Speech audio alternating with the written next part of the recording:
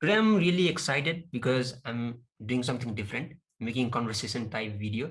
This will obviously be informal sort of discussion. And now I want to welcome one of the most determined, ambitious, energetic, humble people that I know very well, my really close friend, Ayush Marasini. Marasini, welcome to this conversational video. Thank you, Dipesh. Thank you for that lovely introduction that you gave.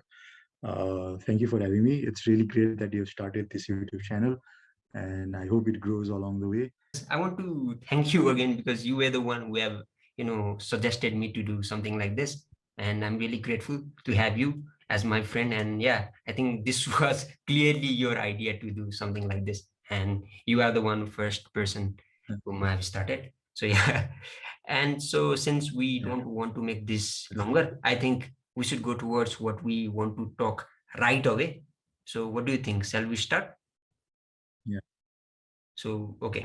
sure. So, what we'll be doing today is since we both love reading, let's talk about one book that we loved in quarantine, starting from you, Marasini. And please tell us the most Yeah, important, exciting idea or lesson you grabbed from the book, which you will talk about. yeah. So during this quarantine period, I couldn't read a lot of books because the situation was really dire, and you didn't. No one had such motivation to read books and all to get productive, and so did I. So naturally, obviously, I didn't have that kind of motivation to read a lot of books. But I read this one book called Chanakya Niti. It's written in Nepali. It's a Nepali book, and it is written by a young guy named Roshan Dahal. And so Roshan Dahal is a student of history. So this book gives us Nepal's perspective of Chanakya. So he has also addressed the relationship between Nepal, the then Nepal, and Mhm. the Mauryan Empire that Chanakya built. So Nepal back then was not unified, as we all know it, but it did had a good relation with the Mauryan Empire, and Chanakya has even visited some of the places in Nepal. So he has addressed these factors as well. So coming from Nepali perspective, it gives a fresh idea on who Chanakya exactly was and why we consider him as one of the greatest brains to ever walk on earth, because not only he protected India from Alexander. So a lot of there's a lot, this topic is a lot debatable, but the thing is that if you go through books about different books about Chanakya, there are instances where it is specified that it was Chanakya who held Puru, uh, uh, who held Puru, King Puru, to fight Alexander. And because of that war between Puru and Alexander, Alexander's army got really heavily damaged, and then he had to back off. And that's how India was protected from Alexander's wrath. And the brains behind that war was Chanakya. And so, how did he achieve this? What were his principles? How did he went on to write Arthashastra, the first economics book of this world? So we call Alfred Marshall as the father of modern economics, but somewhere down the line in the history, because of because how Indian civilization was oppressed for 200 years, it never came into light that even before Alfred Marshall, there was Chanakya who had already wrote a theory on economics and a theory on theory on politics and uh, the country's framework on how to build a country, how to build an empire, and how to run it. So he had this plan of he has this structured plan 1,000 years ago, almost 1,000 years ago, on how to run a country, right? From so we're in a federal democratic system now, though his system was not federal democratic, but he had made a such he had made such structure that it resembles to our current political system, that is, we have states, we have a central government, we have states, and then we have local governments, right? So he Yeah. had built this structure, and he had built an entire empire in India, a huge empire that that went on from the current day in Iran to Sri Lanka. So you can imagine how big the empire was, and he built this empire with the help of Chandragupta Maurya, the first Maurya king, and he went on to guide three Maurya kings: Chandragupta Maurya, his son Bindusar, and the greatest empire of all time, as we call know him, King Ashoka the Great. So King he Osoka. want Okay. yes, he want to mentor these three kings of the Mauryan Empire, and uh, in this book, one thing I like the most, and one thing that I got to learn a different I got to learn a different fact was that Chanakya had thought through this whole process. Like he had thought to make Chandragupta Maurya the king of Mhm. Magad. He did that. He built an Indian empire. India is unified. All that is great. Then he had already thought of whom to make the next king. So he had made this particularly a rule that the next king should be a native born, as in as in the Chandragupta Maurya also married a foreigner, a a Greek lady, but Chanakya had made such policies that the foreign son could not be the king. So obviously, he had already thought that he would make Bindusar king, and so he did. So the things he taught to Chandragupta Maurya and the things he taught to Bindusar and Ashoka were completely different. He trained Chandragupta to be a warrior rather than a strategist, but Mhm. he trained Ashoka. We don't know a lot about Bindusar and Chanakya's relationship, because Bindusar was considered to be a weak king, but after him, his son Ashoka became the greatest king of all time in the eastern side of the world. So he taught Ashoka differently. So he wanted Ashok to unify the world, and for that he taught him around 24 languages so that he could connect with the local people, right? So if Chanakya wanted Ashoka to conquer Japan, Mhm. he would teach him Japanese so that he could connect with the local people, so that they would not go against him, if even if he Nice, nice, conquers them. nice. So this was his idea. He was so smart that he thought of he thought of a thousand years after he thought what could happen after 1,000 years, and he predicted those things, and he acted on it today, and he structured his way of life in that manner so that he could achieve his ambition. He could save his country, and he could make that unified India that he always dreamed of, and his ambitions, his dream came true.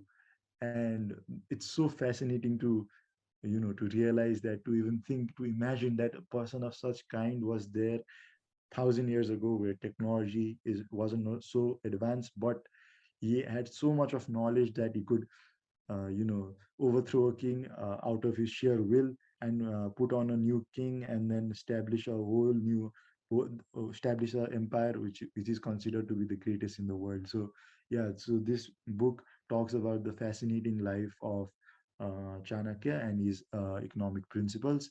And even today, India as a country appreciates Chanakya's principles, and appreciates his Mauryan Empire, and yeah. So this is what the book is about, and it's a must read for everyone who is interested in philosophy or history or even economics. It could give you a real insight on how to become a leader, or how to you know conquer your ambitions. So yeah, this book is really great.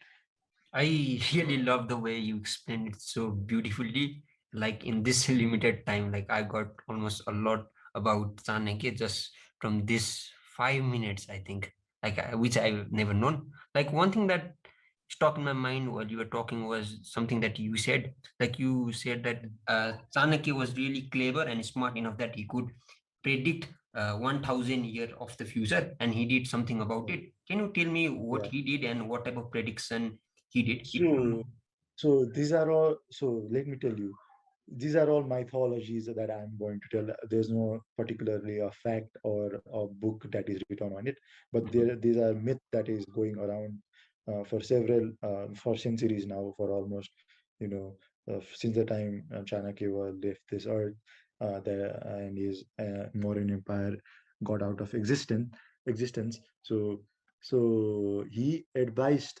Ashoka to have this group of 7 people who had knowledge, particularly in certain field, right? So one person would have knowledge in Ved or some literature, and other person would have knowledge in science, technology. The other would have in spiritual.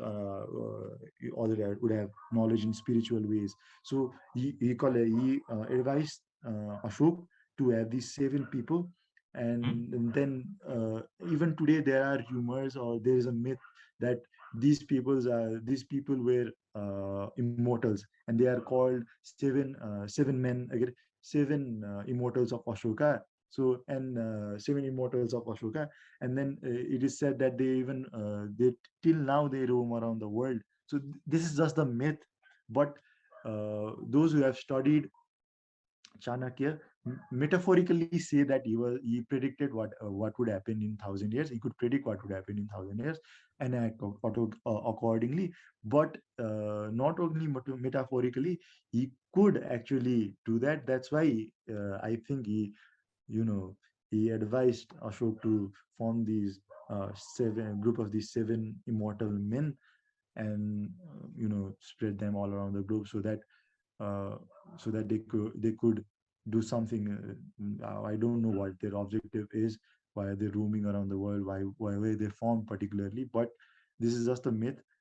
But you can say that you can say that even you can say that metaphorically. Of course, he was 1,000 years ahead of his time. But even factually, that might be correct if this myth comes out to be true. I really love that. I did not expected this answer from you. Like when you said that he predicted future, I thought that you just knew about this, but I didn't know that you would know this much detailedly. Another thing that I want to just have your opinion about is this one thing. Like you also talked about how Chanakya, he was really good economics, and he predicted some theory of economics just Yeah. many years ago. And you also talked about how Alfred Marshall later on also talked about economics. One thing that I want to ask you about is like these Western people, they Mm. they provide us some scientific theory, economic theory by doing lots of research scientifically, and then later some people from India or some people from Nepal, they blame to them, and they brag about their their culture by saying that this was already discovered or already invented by Mm. our own philosophers back then, and they were Yeah. smarter than yours. So what do you think about Yeah. this opinion? Is it unfair for the Westerners? No, no, no. It's most certainly is not, because when the Eastern culture was performing yoga, performing rituals and praying to God, or was writing mythological books, the Westerners were just forest tribes. They were nothing. They had no civilization, right? So when we had Indus Valley civilization, or when we had Egyptian civilization, the Westerners were not even there. They were mere animals. I'm sorry to say this, but yeah, they were.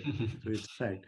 And but they were smart enough, smart enough, or to conquer the world and to oppress everyone around the world, to destroy other people's culture, other people's tradition, and they learn a lot of things. They gain a lot of knowledge from it, and they went home. They wrote books, and those were the only books that were getting published for more than 200, 300 years.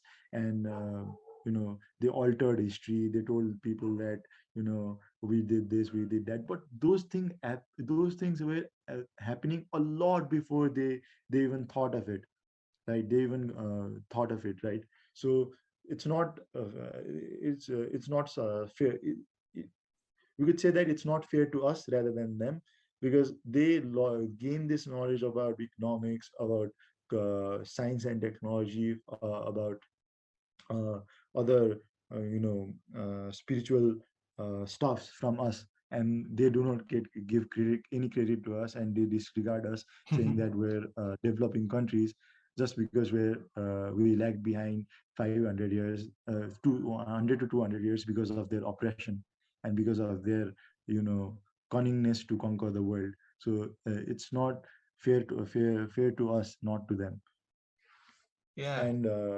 And I would also like to add that Oppenheimer, the man who discovered atom bomb, uh, he also uh, he also gave one reference to a certain line written on Bhagavad Gita.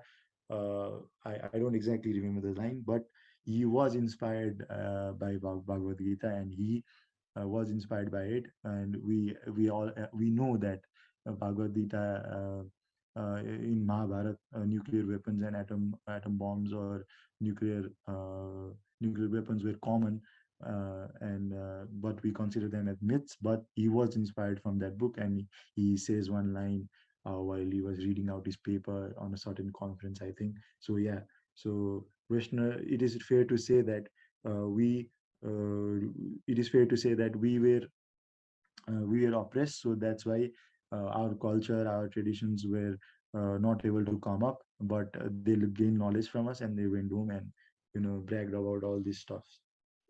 Yeah, I agree with you, but I feel like sometimes they also deserve respect equally by some sorts of Yeah, people they who do. are much more radical, or who are much more arrogant about the Eastern philosophy. Like I feel that Yeah, they deserve respect equally, but I completely agree with what you said. yeah, they do, because it's not a piece of cake to learn something new, go back home, and then quantify it, and then to come up with more advanced version of it, right?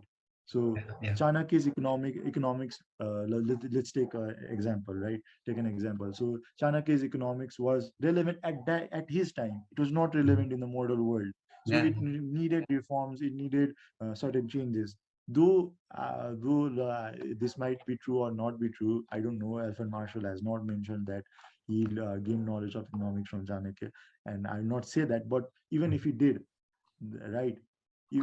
Let's say he did grab hands on Chanakya's economics, and then he read it. But it was his caliber and it was his intelligence to to transform it into modern relevance, and to make it to change the world from his and make it relevant, so that we could use it in the modern world where commodities, where money has become a much more big thing than it used to be back then. So yeah, yeah.